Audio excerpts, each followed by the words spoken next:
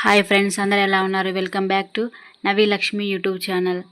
Friends, ఈరోజు నేను ఎంతో క్రిస్పీగా ఉండే చెక్కగారాలు తయారు చేయబోతున్నాను. ఫ్రెండ్స్, ముందుగా నా ఛానల్ని ఫస్ట్ టైం చూసిన వాళ్ళైతే సబ్స్క్రైబ్ చేయండి, లైక్ చేయండి, షేర్ చేయండి. ఫ్రెండ్స్ నేను ఒక కప్పు వరకు బియ్యం పిండిని తీసుకున్నాను. ఫ్రెండ్స్, ఇక్కడ నేను వీడియోలో చూపిస్తున్న విధంగా బియ్యం పిండి తీసుకున్నాను. ఒక కప్పు.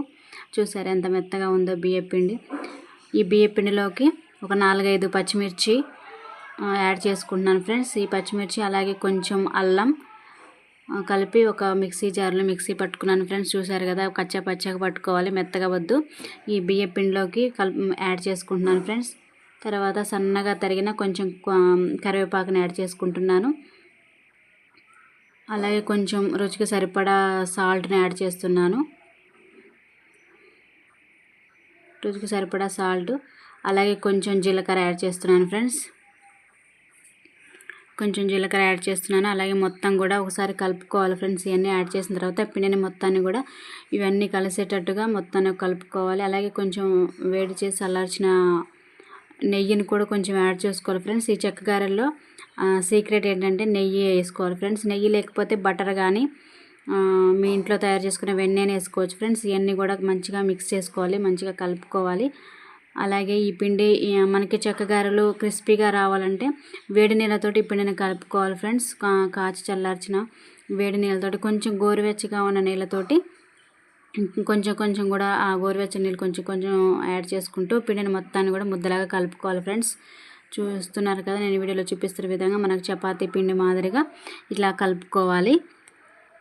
చూస్తున్నారు కదా ఎలా కలిపానో. ఇలా ఇంత క్వాంటిటీ ఉంటే సరిపోతుంది. ఫ్రెండ్స్, మొత్తాన్ని కూడా ఇలా కలుపుకున్న తర్వాత ఒక 10 to 15 మినిట్స్ వరకు తడి క్లాత్ కప్పుకొని ఇలా ఉంచుకోవాలి. ఫ్రెండ్స్, తర్వాత కొంచెం చిన్న రౌండ్ బాల్స్గా చుట్టుకోవాలి. ఇక్కడ చూపిస్తున్న విధంగా పిండి ఆరిపోకుండా ఎప్పటికప్పుడు తడి క్లాత్ తోటి మొత్తం కప్పుకోవాలి. అలాగే ఈలోపు గ్యాస్ స్టవ్ ఆన్ చేసి కొంచెం అలా పెట్టుకొని డీప్ ఫ్రైకి సరిపడా ఆయిల్ వేసుకోవాలి. చూసారు కదా, ఆయిల్ వేడెక్కింది.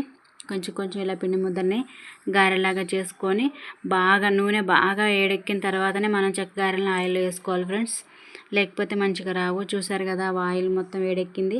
మనం ఇలా గారెలు వేయగానే పైకి తేలాలి. ఫ్రెండ్స్, ఇలా పైకి తేలితేనే నూనె వేడెక్కింది అని అర్థము. ఒకదాని తర్వాత ఒకటి వేసుకోవాలి. ఫ్రెండ్స్, చూస్తున్నారు కదా, అవి వేడెక్కిన తర్వాతే మనం గరిటెతోటి కలుపుకోవాలి.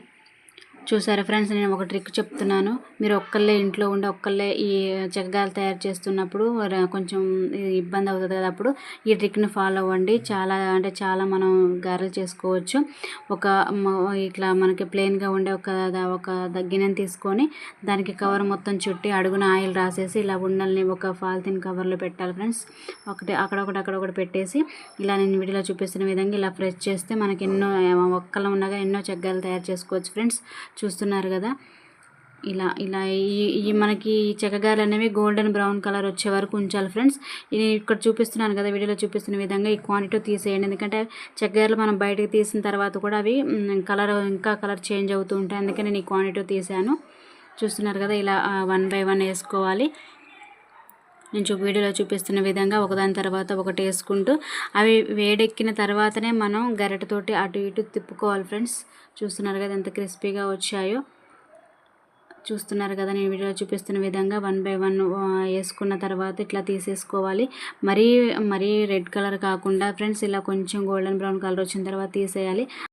చూస్తున్నారు కదా ఫ్రెండ్స్, చెక్కగారెలు అనేవి ఎంత క్రిస్పీగా వచ్చాయో చూడండి. ఎంత క్రిస్పీగా, ఎంత కరకరలాడుకుంటే ఎంత బాగా వచ్చాయో చూసారా, పొంగుతూ మంచిగా ఎంత క్రిస్పీగా వచ్చాయో. ఫ్రెండ్స్, మీరు కూడా ఒకసారి ట్రై చేయండి ఇంట్లో, మీరు వీలైతే ఇంట్లో ట్రై చేయండి. చూడండి ఎంత క్రిస్పీగా ఉన్నాయో. చూసారా ఫ్రెండ్స్, నా ఛానల్ని ఫస్ట్ టైం చూసే వాళ్ళైతే ప్లీజ్ సబ్స్క్రైబ్ చేయండి, లైక్ చేయండి.